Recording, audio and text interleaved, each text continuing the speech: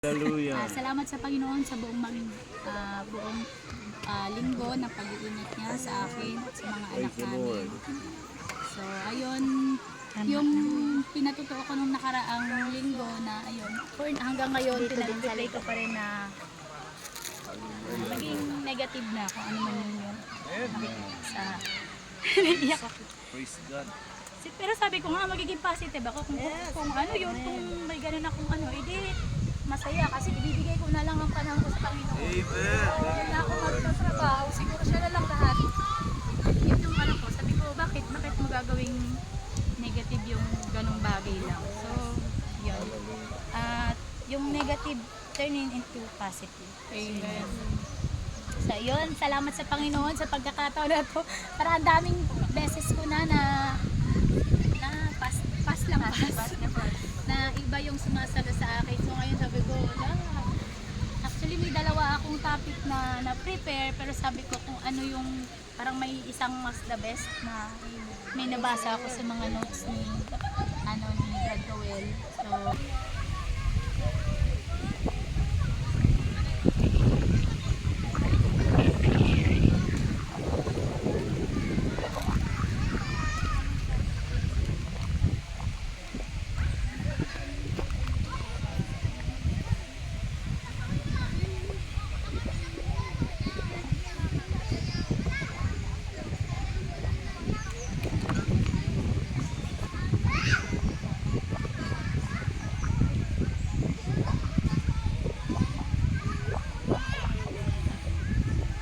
Praise the Lord.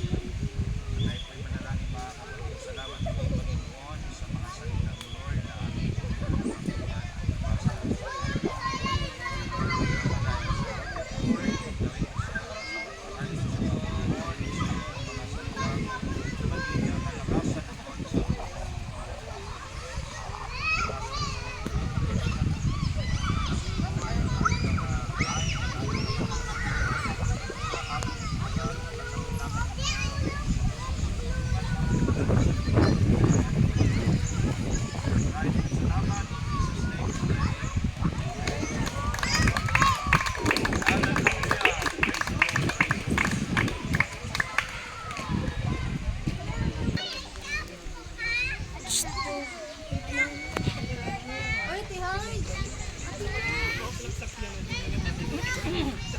Wait lang, Brad Mike.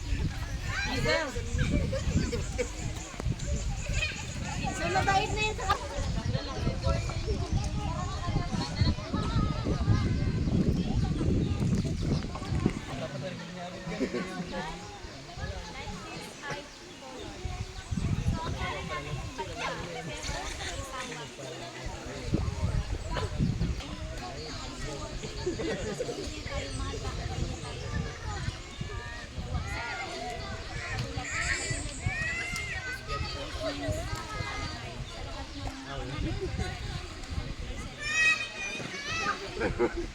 henyo ng mga tao.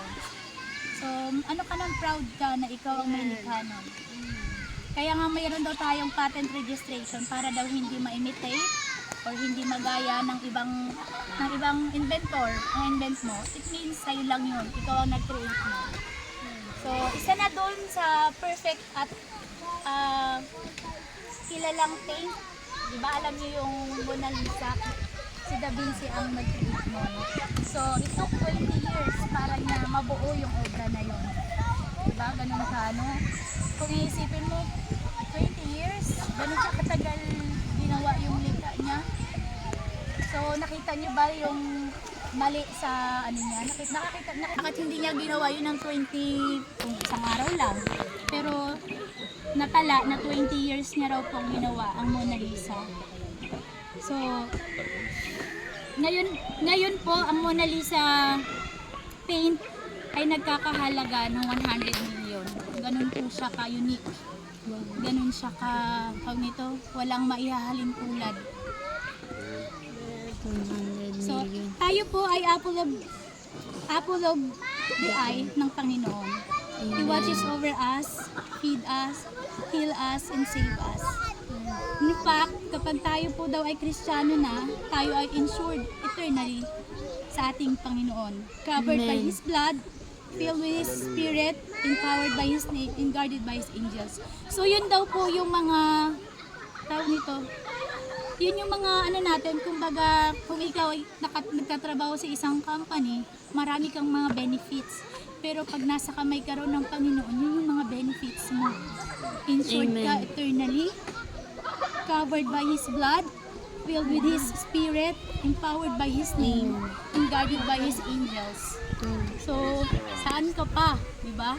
Kung sa company ka, insured ka sa hospital.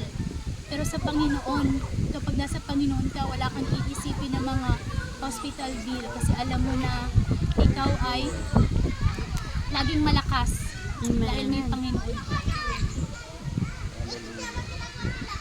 Kahit tayo ay anak na ng Diyos, hindi ibig sabihin na wala na tayong kalayaan, na tinanggalan na tayo ng kalayaan. At magiging sunod-sunuran na lamang tayo sa Panginoon, hindi po. God, ang Panginoon natin ay hindi dictator or hindi siya Hitler. Amen. Hindi kanya pipilitin kung ayaw mo. Amen. You can serve Him or leave Him. Pwede mo siyang iwanan. Pwede kang bumalik sa kasalanan na meron ka noon. Tama ba? Pinipilit ba tayo? Nandito naman tayo di ba ngayon dahil will natin, dahil gusto Amen. natin. Amen. Hindi ka naman pinilit ng asawa mo or ng anak mo na sumama ka dito. Diba? So yun, hindi ibig sabihin na nag-worship na tayo kay God, na nasa UPC tayo, hindi tayo hahawakan sa liig ng pastor mo, ng Panginoon, ng sino ba? Freedom po. Tayo ay may freedom na mag-worship sa ating Panginoon. Hindi lang ang choice. Sabi nga daw, we are the captain of our soul. Tayo po ang humahawak sa ating sarili. So, nasa iyo ang pasya kung mananatili ka, kung mawawala ka, magpapatuloy ka or mag-backslide ka. Pero tinitiyak ko sa iyo, kung mawawala ka, magiging delikado ka. Amen. At anong mangyayari sa iyo kung mawawala ka na sa kamay ng Diyos? Hindi natin alam. So meron po akong 6. Ito po yung mangyayari sa iyo if ever mawawala ka sa kamay ng Diyos. Amen. Unang-una, malulungkot ang Diyos sa iyo.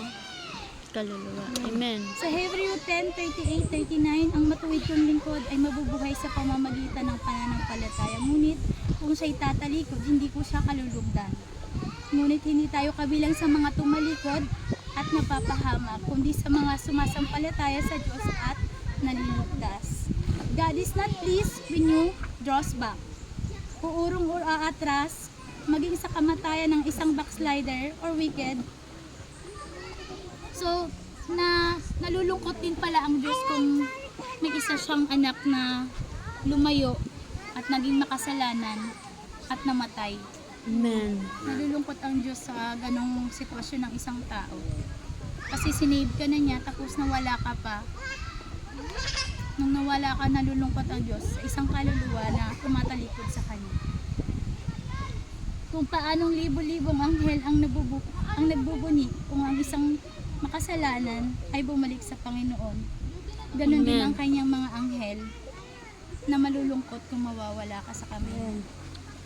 So yun po mga kapatid, kung nandito na tayo, ano bang rason? Bakit pa tayo tatalikod? Amen. Diba? Kung kahirapan man yan, or ano ba yung mga possible na dahilan. So kung ano man yung reason na yan, hindi yan magiging acceptable sa Panginoon. Kasi wala namang bayad yung mag-worship sa Kanya. So ano ba ang nagiging hindrance? Bakit ka tatalikod? So yun yung una mga kapatid. Pangalawa, papalitan ka ng Diyos. Amen. Although importante tayo sa Panginoon at mahalaga yung kaluluwa niya, pero kung ikaw na mismo ang nag-decide sa sarili mo na tumalikod sa Kanya, bakit Kanya panghihinayangan? Papalitan ka ng Diyos. Kung tatalikod ka, may ipapalit ang Diyos sa iyo na mas the best pa. Amen. 6 billion ang tao sa mundo or more than pa. Kaya kayang-kaya Kanyang palitan. Although malulungkot ang Diyos kung mawawala ka, pero di Kanya panghihinayangan kung ayaw mo na sa Kanya. way back nung kapanahunan ni Noe, may 3 bilyon na tao na nabubuhay na noong mga panahon na yon. Pero dahil ang pamilya lang ni Noe ang kumikilala sa kanya na siya ay Diyos, hindi siya nanghinayang na palitan yung 3 bilyon na tao na yun. More than pa nga ang pinalit niya. So ikaw pa kaya na nag-iisa ka lang? Tatalikod ka sa kanya, wala tayong magagawa doon. Ikaw naman ang nagdesisyon nun. Amen. So yun. Kaya ikaw, Sister Jen, alam natin na ikaw ay, or si Brad Mike, alam naman natin na yung kaluluwa ninyong dalawa ay napakahalaga. Pero kung Amen. kayo na po ang nagdesisyon sa sarili ninyo, wala nang kasalanan ang Diyos. Amen. Kung sa sarili mo mismo, tumalikod ka. Amen. Kung mawawala ka sa church, hindi porque wala ka na sa church ay tataob na ang church. Amen. Or hihinto na ang operation ng church. Hindi po ito isang kumpanya na pag-aari ni sino ba? Bill Gates, Tony Tan Amen. Cakchong, mga Jollibee companies, Amen. or mga Nokia companies. Yan. Yung mga malalaking kumpanya na pag wala yung pinaka-hire, mag-stop ang operation. Itong church, kumpanya ito ng Panginoon. Amen. So kahit si pastor pa ang mawala, Sister Jen, Brad Mike, hindi hihinto kasi ito ay kumpanya ng Diyos at ito'y Amen. magpapatuloy. Praise God. Amen. Ang simbahan po ay walang makakasira o ano pa man ang mangyayari. Kahit sino yung mawala sa simbahan, continuous ang church. Amen. Ano yun, sa Panginoon yun, hindi naman yun sa tao. Panginoon Amen. ang gumawa ng church. Pangatlo, mga kapatid, mapupunta sa iba ang reward or crown mo. May crown ka na nung nandito ka sa church. Ang crown na to ay hindi katulad po ng mga Miss Universe crown, mga worldly crown. Ito ay crown na nanggagaling sa Panginoon. So, kapag may crown ka na raw, huwag mo nang bibitawan. Amen. May pangakong crown ng Diyos, hindi lahat mayroon.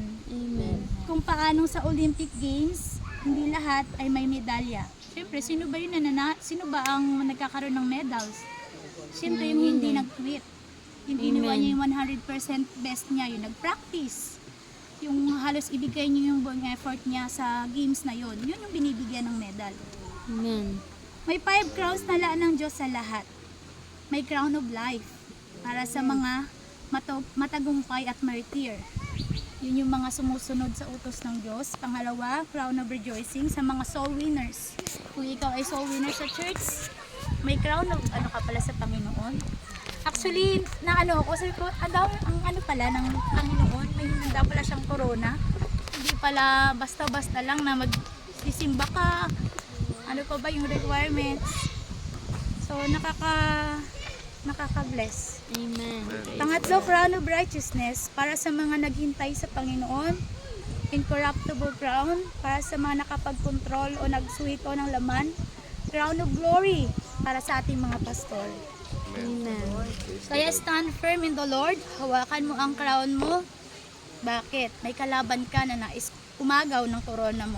Amen. Anong sabi ng Diyos sa Revelation 3:11? Darating ako sa lalong madaling panahon. Kaya't ingatan mo ang mga tagubilin ko sa iyo upang hindi maagaw ni numan ang iyong gantimpala. Amen. Hold fast, hawakan mo, magpatuloy ka. Huwag kang bumigay, huwag kang mawala sa Panginoon dahil kung mawawala ka, makukuha ng iba ang crown na laan dapat para sa iyo. Amen. So yun mga kapatid, kung ano man po yung crown na hinahawakan natin, huwag na natin pakawalan. Kasi Amen. one time, big time lang yan. Once na nandyan na sa'yo, binigay na ng Diyos. Pag nawala ka sa Kanya, mawawala rin yung crown na yun. Amen. So, ano ba nangyayari kapag nawala na yung crown na yun? Ibibigay niya sa iba. Pang-apat mga kapatid, pagtatawanan ka at kukutyain ka ng Diablo. Ayun, tuwang-tuwa si sa'yo, Satanas. Nawala ka. Noong una tayong tumanggap sa Panginoon, nagpursige tayo na mag-join sa church. Amen. Pinigil niya tayo, hinatak niya para makabalik sa Kanya. Yung kasi Diablo, the more na nagpupursige ka, the more na gustong-gusto mong pumunta ng simbahan, naku, marami siyang gagawin para hindi ka makapunta ng simbahan. Sino ba yung mga ginagamit niya? Marami. Pwede yung mga teleserye. Ay, manood na lang muna ako dito kasi masarap manood. Tsaka pag na-miss ko to, hindi na ako makakanood ulit. So mga ganun, ay YouTube. May vlogger kang sinusundan. Hindi pwede. Ito, once in ano lang to mag-live. Kailangan mapanood ko to, di ba? Kaya may isa pa. Yung laro mo, ay hindi ka naman pwede maglaro sa simbahan kasi bawal ang phone. Eh, nasa level ano na ako, hindi pwede. Kailangan ano, i-miss ko na lang muna. Bukat sa next week na lang ako magsimba. Pwede naman yun, di ba? Yun. Sa sese ng demonyo. Hindi tayo nilubayan ni Satanas. Na kumapit at dumikit tayo sa Diyos. Masaya siya dyan. Hinabol pa rin tayo kahit ayaw natin. Hinila tayo pabalik sa Kanya. Sabi pa nga niya, yung mga ano natin, yung mga tatay natin dito, di ba? Yung pinipilit mong hindi uminom, ano pa ba yung mga vices ng mga lalaki? Paninigarilyo, pambababae, ano pa ba? Yun kasi yung mga dati nating ano eh. Parang, alam niyo yun, pag nasa simbahan ka na, may mga times talaga, hindi natin, ano, alam natin yan sa sarili natin. May mga times na gusto natin bumalik sa makamundong gawa. Kasi mas masaya doon, mag-i-enjoy ka doon. May sinasabi nga yung demonyo, huwag kang maging Kristiyano, hindi mo kaya yan. Sabi niya, maraming bawal dyan sa simbahan na yan. Dyan sa simbahan nyo sa UPC, bawal mag-lipstick, bawal mag-ikaw. Hindi mo masusuot yung mga gold mo. Diba? Maraming bawal sa church natin. Sa totoo lang, personally ako, nung nasa teenage days ko pa lang, yung parents ko, hirap na hirap akong pasimbahin. Hindi ko, I mean, ano naman, since birth naman, ako ay UPC na. Nasa dugo ko naman talaga dahil yung mga grandparents ko, sila ay mga UPC. So, nung ako ay nagdadalaga na, nagsisimba naman kami, pero alam niyo, parang ilaw, andap-andap. Kaya nga, mas masarap siguro yung makikita mo yung mga magulang mo na talagang 100% committed sa simbahan. Kasi kami noon, andap-andap, kung saan kami mapuntang lugar, doon magsimba.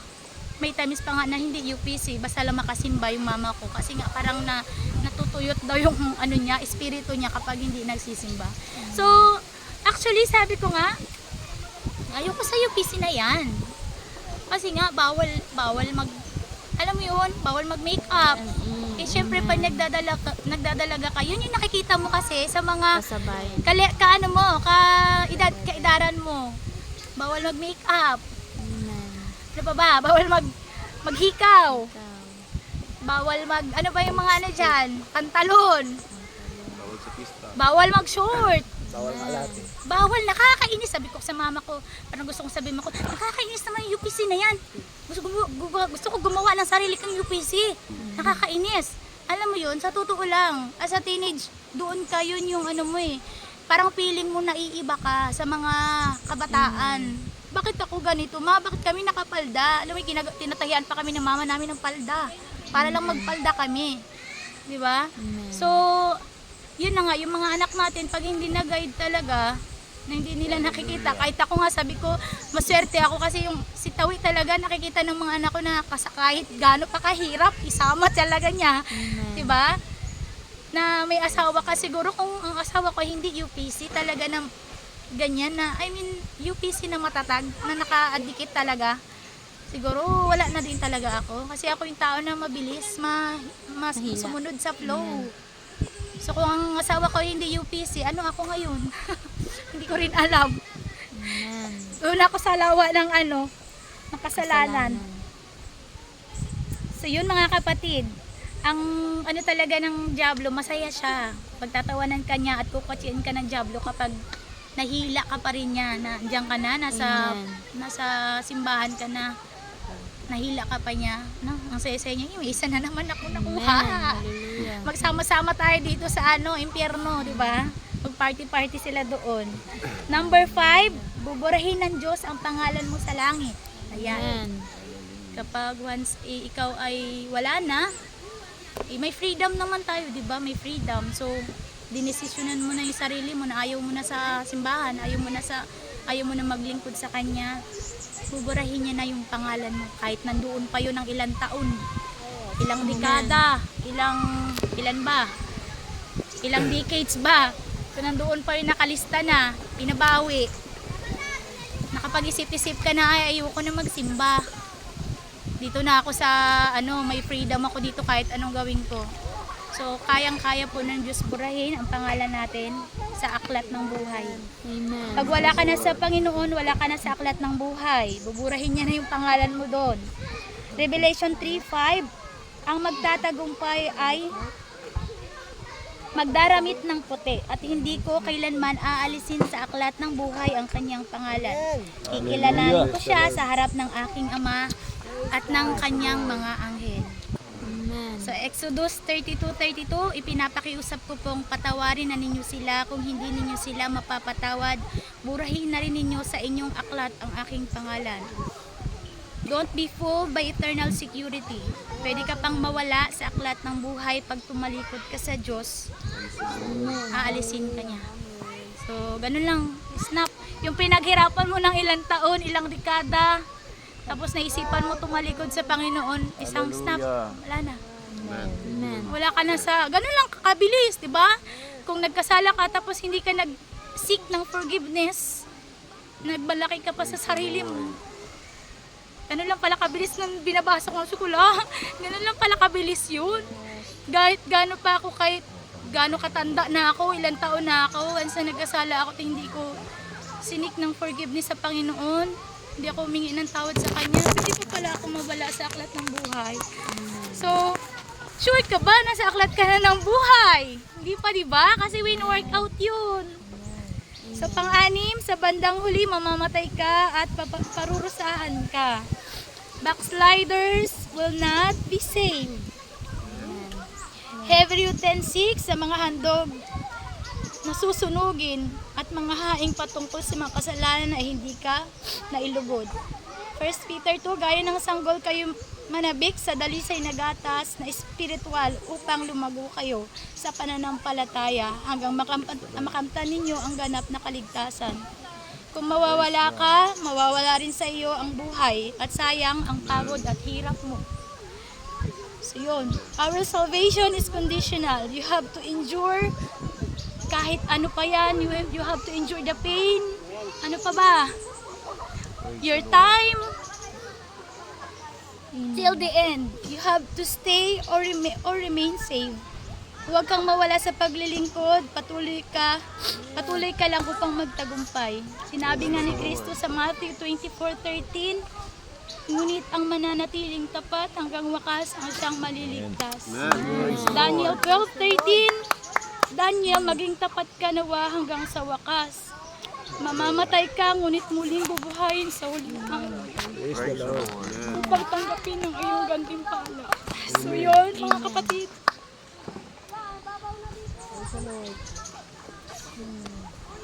Ano tayo?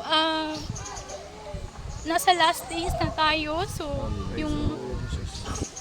yung dahilan, bakit ka nandito, hindi natin alam. Pero isa lang naman ang goal natin, magkaroon ng buhay na walang hangin. Kasama sa Book of Life. Diba? Tama naman. Bakit ka ba nandito? Diba? Ano bang purpose? Ba't nandito ka? Sinasayang mo yung oras mo, diba? Pwede ka naman sa bahay nyo na lang, matulog maghapon. Pwede ka naman sa bahay nyo na lang. Ano ba yung pinapantay mo doon? May tatapusin ka pa, diba? So, yung mga effort natin, mga kapatid, yung tears natin, yung pagpapakumbaba natin, yung mga heart natin na alam natin na maraming beses na tayong sinusubok. Alam natin yan. As a Christian, ang hirap maging Kristiyano, sa totoo lang.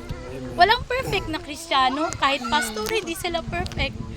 Sa totoo lang, kung sa ano natin, sa San Pedro Church, pag tumingin ka sa isang kamembro, pwede kang mawala. Kung tao lang titingnan mo sa totoo lang.